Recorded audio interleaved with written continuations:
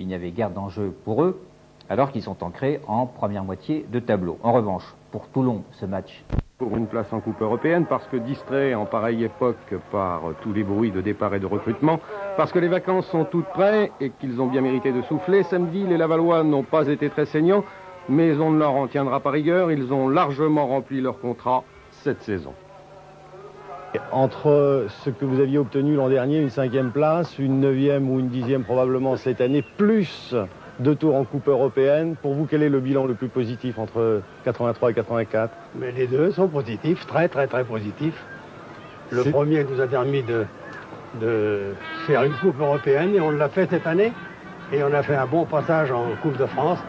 2 années parfaites.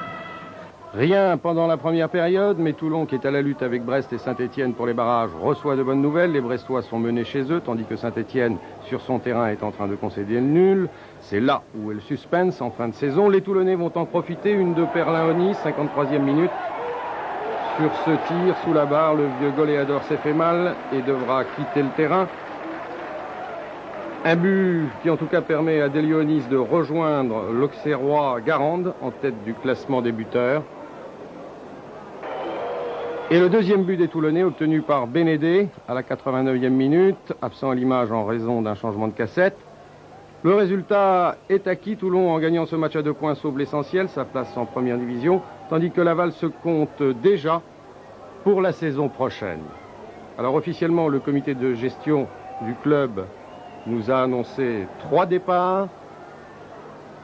Celui de l'Allemand Klaus Jank, 31 ans, une seule saison à Laval, à charge de son compatriote Kostet de le recycler dans la 2e division de la Bundesliga. Karl Thordarson, 29 ans, 4 ans au club. Le contrat du petit Islandais, si populaire en Mayenne, n'est pas renouvelé. Et surtout, départ de José Souto, convoité par 6 clubs. C'est finalement Strasbourg qui obtient la signature de José Souto.